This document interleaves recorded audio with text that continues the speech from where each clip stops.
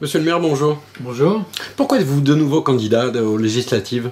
Alors, ça a été un choix extrêmement difficile entre le mandat de maire et le mandat de député. Et le choix du cœur, c'était plutôt le mandat de maire. C'est pour ça que j'ai tardé à me déclarer. En fait, c'est le résultat du deuxième tour des élections et le risque certain de voir élire un député du Front National. Et ça, pour moi, c'était pas possible.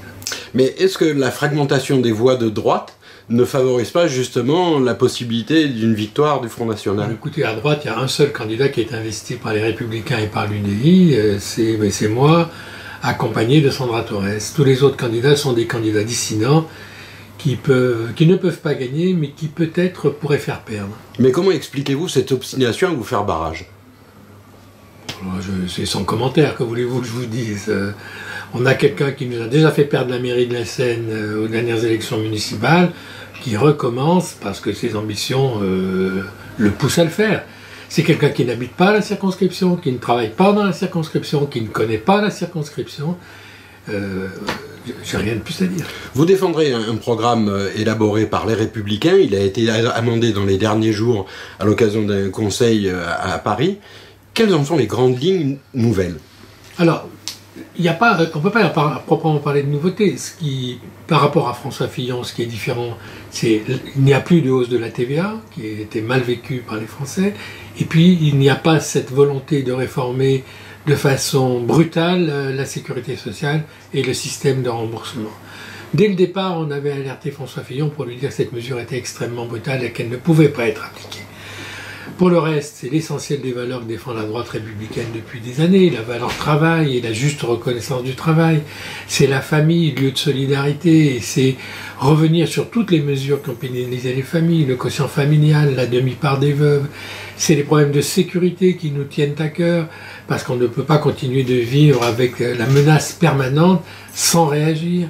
C'est la simplification des normes. On accumule dans ce pays des normes qui étouffent les entreprises, qui étouffent les commerçants, qui étouffent les artisans. C'est voilà le fond du programme de la droite républicaine. Et pour autant, vous n'envisagez pas d'être un élu, un député d'opposition systématique? Absolument. Je crois qu'il faut que ce quinquennat soit un quinquennat productif, parce que la France a besoin de se redresser. Je remarque que le pays a connu plusieurs cohabitations et que si on analyse ce qui s'est passé pendant ces périodes de cohabitation, elles ont été plutôt bénéfiques pour le pays.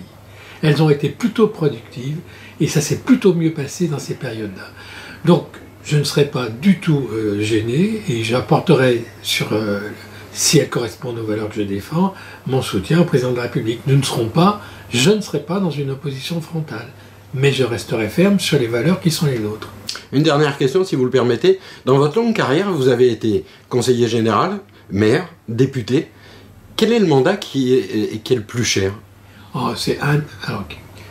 Le plus intéressant est celui avec lequel il se crée vraiment un lien, c'est presque un lien affectif, c'est celui de maire. Le mandat de maire vous met en contact avec la population. C'est un mandat où vous réalisez des choses en termes d'aménagement, mais aussi en termes de service.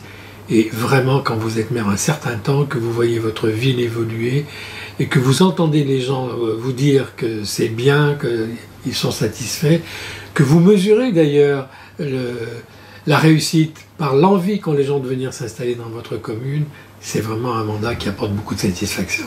C'est une erreur, selon vous, d'avoir imposé le non-cumul des mandats? C'est une erreur grossière, c'est une faute, c'est pas une erreur, c'est une faute. Et je suis persuadé que dans quelques années, on reviendra dessus. Parce que nous allons avoir des députés hors sol. Si en plus on met une dose de proportionnel, ce sont les partis qui décideront de qui est élu.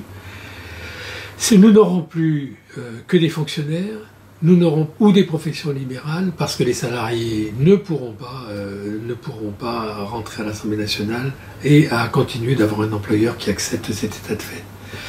Moi, je crois que le mandat de maire permettait d'être au cœur des problèmes des uns et des autres et de pouvoir en tenir compte au moment de faire la loi.